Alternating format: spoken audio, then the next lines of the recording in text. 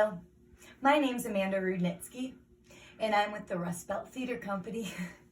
And today I thought that I would virtually read you a story.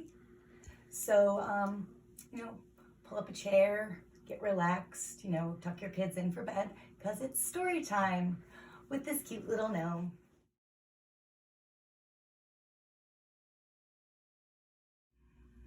The story is called The Three Little Gnomes by Johnny Gruelle. A silvery thread of smoke curled up over the trunk of the old tree and floated away through the forest. A tiny voice came from beneath the trunk of the old tree. Long, long ago, the tree had stood, strong and upright, its branches reaching above the other trees in the forest. But the tree had grown old, and it began to shiver, and when the storm howled through the branches, and each storm came, the old tree shook more and more, until finally, one fierce-cast storm tumbled it to the earth with a great crash.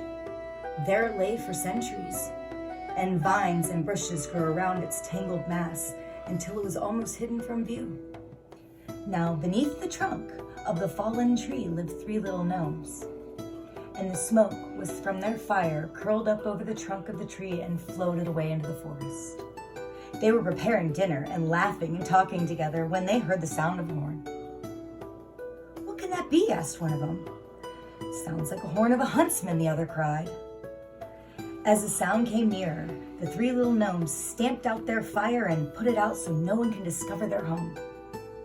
They climbed upon the trunk of the tree and ran along where they can see open space in the forest without being seen themselves. And then the sound of the horn drew very close. They saw a little boy climbing through thick bushes.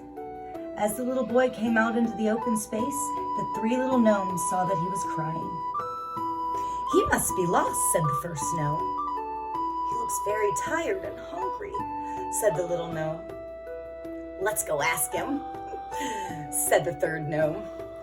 So the three little gnomes scrambled down the trunk of the fallen tree and went to where the little boy had thrown himself upon the ground. They stood upon him and watched, for he had put the face in the crook of his arm and he was crying. Finally, one of the gnomes sat in front of the little boy and spoke to him. He looked up. "I'm lost. My father went hunting yesterday, and his men were out of sight, and I took my horn and I followed them. But soon I lost their track. I've wandered, and I have nothing to eat. Last night I climbed into a tree and slept." The three little gnomes wiped the little boy's eyes and led him to their home under the fallen tree. There they finished preparing dinner, sat until the boy had eaten and fallen asleep. Then the three little gnomes carried him into their house, away in the back of the trunk of the tree, and placed him upon their little beds. When the three little gnomes had finished their dinner, they lit their pipes, and they wondered why and how they can help the little boy get his way home. "Let's go get Woodsy Owl. Maybe he can suggest something," one said.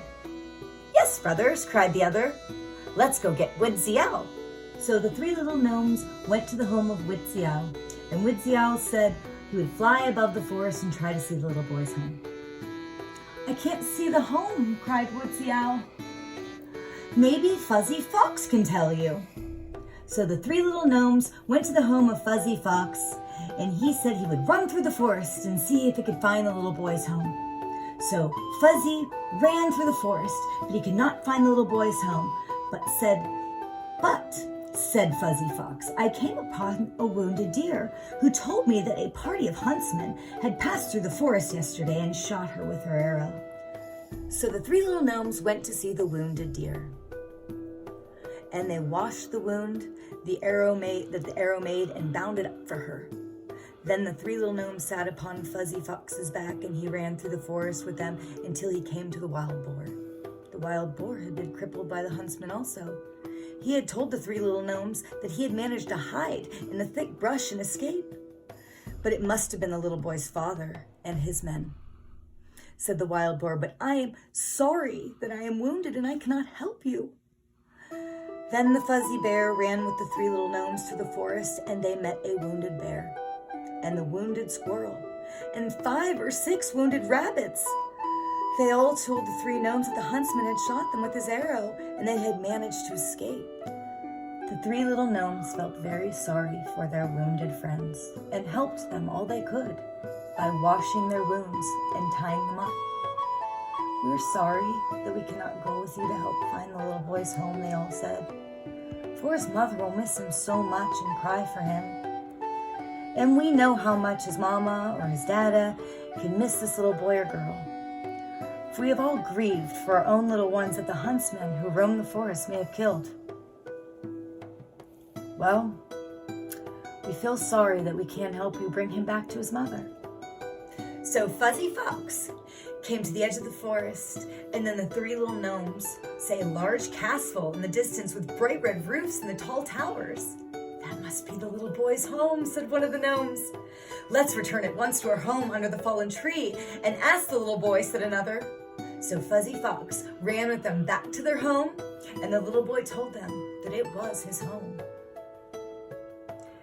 Then the kind Fuzzy Fox took the three gnomes and the little boy upon his back and ran to the edge of the forest. And on the way, they stepped to see the wounded animals. They were all glad that the little boy's mom and dad would see him. "If only we could see the children that have been taken away from us by the huntsman," they said, as they bade the little boy goodbye. So Fuzzy Fox carried the three little gnomes and the little boy almost to the gate of the castle, and they shook hands with him. "I will remember the way to your home," the little boy told the three gnomes, "and I'll be back to see you soon." The next day, the three little gnomes were preparing dinner, and they again heard the little boy's horn and ran along the trunk of the tree until they came across where they could see an open space. Soon they came across a great people, and riding upon was a fine horse. In front of his dad was the little boy. But this day he wore a fine silk shirt and satin clothes, and they weren't torn up by branches or bushes. Near him rode a beautiful lady, and that little boy was his mom. So the three little gnomes went out to meet them, and the boy slid from the horse and ran to them, threw his arms around them and said, "This is my dad and this is my mom," he told them. The little boy's mom and the little boy's dad dismounted and came to the three little gnomes and thanked them for returning their boy. "We will give you anything you wish," said the little boy's mom and dad. "We wish for nothing," said the three little gnomes. "We live happily here in the forest. All our wants are simple.